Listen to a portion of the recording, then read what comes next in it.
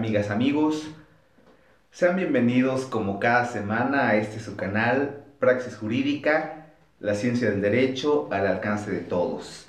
En esta ocasión hablaremos de la lucha o del aterrizaje de la lucha igualitaria entre el hombre y la mujer en 5 precedentes o en 5 criterios jurisprudenciales.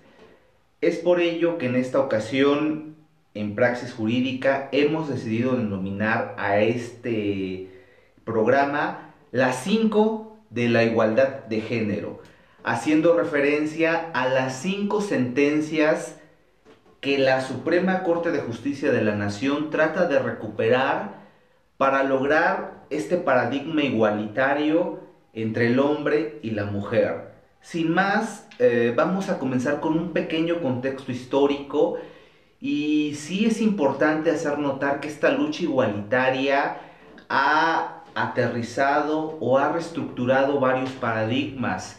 El primero de ellos se me ocurre en el aspecto lingüístico. Es por ello que hoy el lenguaje inclusivo nos obliga a decir él y la, ¿no? El hombre y la mujer, alumnos y alumnas, maestras y maestros en general, ¿no? Este reconocimiento. Pero en esta ocasión, en Praxis Jurídica, vamos a ver cómo esta lucha por lograr la igualdad aterriza en 5 planteamientos.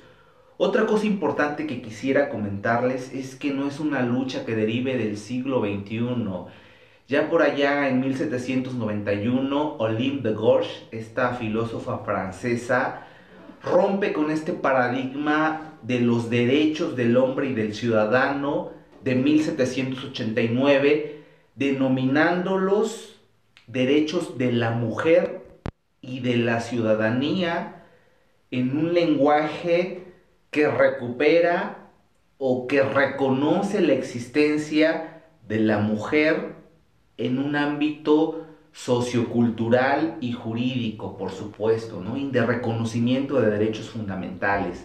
Sin más, quisiera comentarles que estos 5 criterios jurisprudenciales van a ser recuperados en 4 aspectos, de una manera muy sincrética. Espero no ser, demasiado reiterativo. Primero hablaremos naturalmente del número de jurisprudencia, hablaremos de la materia que toca, de los artículos que reestructura, de la litis planteada y de la conclusión a la cual llega ese criterio jurisprudencial. Pues sin más, vamos a hablar del primero de los criterios, que es la contradicción de tesis 275 del año 2015. Es una jurisprudencia de naturaleza constitucional, recupera los artículos 35, 41 y 116, este último en su fracción segunda, naturalmente de la Constitución Política de los Estados Unidos Mexicanos, y estos artículos en una descripción muy genérica nos hablan del derecho a votar y ser votados en elecciones libres, secretas y directas, ¿no? Este derecho que tenemos nosotros como ciudadanía, y va más allá de ello. La litis planteada es la siguiente: el ejercicio de este derecho de ejercer cargos de elección popular no se limita a que los partidos políticos postulen a igual candidatos de hombres y mujeres a una elección democrática. La conclusión de este primer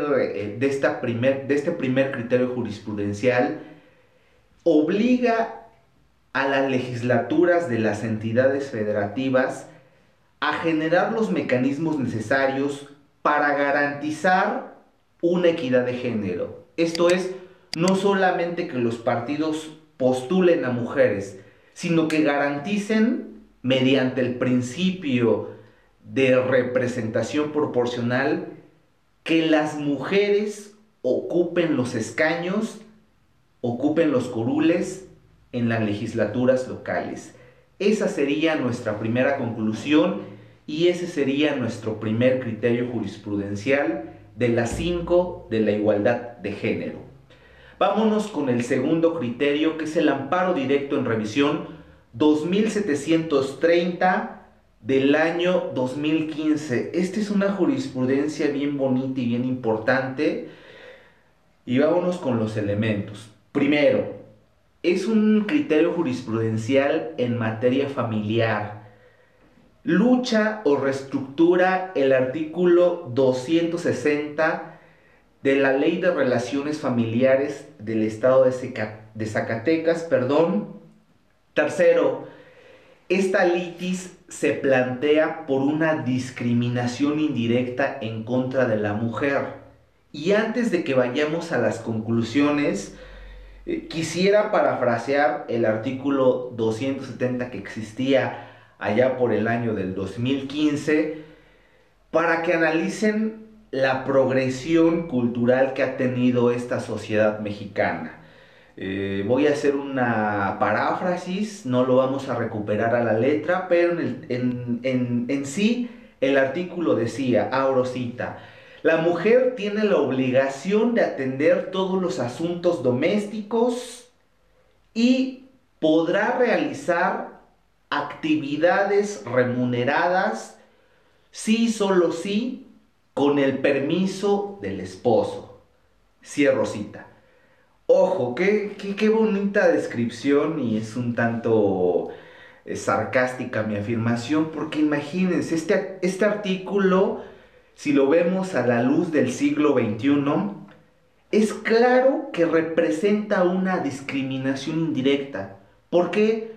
Porque en sí el artículo es limitativo para que la mujer realice una actividad profesional y realice una actividad remunerada, y ahí es donde es la cerecita del pastel, ¿no? Limita a la subordinación del hombre. Esto quiere decir que el hombre, allá por el año del 2015 y de manera específica en el estado de Zacatecas, le tenía que dar el permiso a la mujer para que realizara una actividad de naturaleza profesional o una actividad de naturaleza remunerada. La conclusión como se anticipa o la conclusión como se vaticina es bastante clara. Existen leyes que de manera indirecta generan cierto grado de discriminación por alguna, ya en otros espacios hablamos de lo que la ley o de lo que la doctrina denomina categorías sospechosas. Ser mujer, pertenecer a un grupo étnico, se me ocurre. Otra categoría sospechosa pudiera ser un adulto mayor, tener un bajo grado de capital cultural o de instrucción educativa, en fin, ¿no? Entonces, este segundo criterio nos dice que debemos entrar al fondo del asunto para que una ley no sea discriminatoria bajo el contexto que estamos analizando en contra de la mujer. La tercera conclusión se recupera del mismo amparo directo en revisión 2730 del año 2015. Ya les hablé de la materia, ya les hablé del artículo y ya les hablé de la litis, que es la discriminación indirecta, pero ahora aterriza en una conclusión diversa, que es la conclusión relativa al régimen bajo el cual se contrae matrimonio. 2 segunditos para hago un acotamiento. Separación de bienes, sociedad conyugal. Separación de bienes, lo tuyo es tuyo y lo mío es mío. Pero si se dan cuenta, este artículo 270 discrimina. Porque bajo este paradigma, si la mujer en el estado de Zacatecas, no es mi percepción, aclaro, no tiene el derecho de trabajar, por lógica natural ni siquiera habría que remitirnos a una lógica de naturaleza científica, esta mujer no puede hacerse de sus bienes. Entonces, a la hora de la separación de bienes, si existe a la hora del divorcio, si existe un régimen de separación de bienes, pues la mujer, por lógica natural, no tendría ningún bien. La conclusión en esta tercera sentencia es clara. A pesar de que exista un régimen de separación de bienes, para el caso del análisis de una categoría sospechosa, ¿cuál es la categoría sospechosa?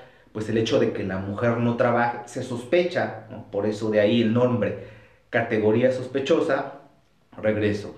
A pesar de ello, el legislador debe entrar al fondo del asunto para determinar la administración de los bienes como consecuencia del divorcio. Esta es otra gran progresión que se logra generar a partir de este tercer criterio, que es el amparo directo 2730 del año 2015. Vámonos a la cuarta de las 5 sentencias. La cuarta de estas 5 sentencias es el amparo en revisión 208 del año 2016. Y como lo hemos venido haciendo, vamos a analizar estos 4 aspectos. Primero, es una jurisprudencia de naturaleza civil. Se estructura o se contrapone al artículo 58 del Código Civil del Distrito Federal. La litis planteada es el orden de posición de los apellidos. ¿Ok? Hay 2 segunditos para hablar un poquito de este tema que ya lo habíamos tocado en otras ocasiones. Este artículo decía que ante el caso de comparecer a un oficial del registro civil, se tendrá que sentar el primer apellido paterno y el primer apellido materno en este orden. ¿Okay? Si se dan cuenta, esto plantea, es una posición de orden que contribuye a una tradición del sistema patriarcal, ¿no? Será galeana, recuperando mi nombre, en honor al primer apellido paterno. Ahí, dentro de un planteamiento o dentro de una descripción de naturaleza sociológica, se presume que el padre es el líder de familia, ¿no? Entonces, bajo este paradigma, este amparo se interpone a cambiar ese orden de posición. ¿Por qué? Pues para romper ese estigma de la familia tradicional por ahí del México del siglo XVII o del México del siglo XVIII. Otro dato importante, otro dato curioso, si una pareja homosexual comparece a registrar, ahí no, si se dan cuenta, el oficial del registro civil ahí no tiene ninguna problemática. Primer apellido paterno, en cuanto al género, los dos son hombres. Entonces, esta pareja homosexual puede decidir qué apellido se asentará primero, cosa que no acaecía con las parejas heterosexuales. ¿Por qué? Porque ahí el planteamiento era claro. Primer apellido paterno, primer apellido materno, en ese orden. Otra cosa importante, en el Estado de México y muy probablemente en varios estados de la República Mexicana, este criterio ya es superado. Ejemplo, el artículo 2.14 del Código Civil del Estado de México dice: el orden de posición lo decidirán los padres. Esto es, si yo opto porque mi hijo o mi hija lleve primero el apellido de la madre, el oficial del registro civil no tiene por qué no tiene por qué generar ninguna oposición. Y entonces esta sería la cuarta conclusión de estas 5 sentencias en materia de igualdad de género. Y vámonos con la última.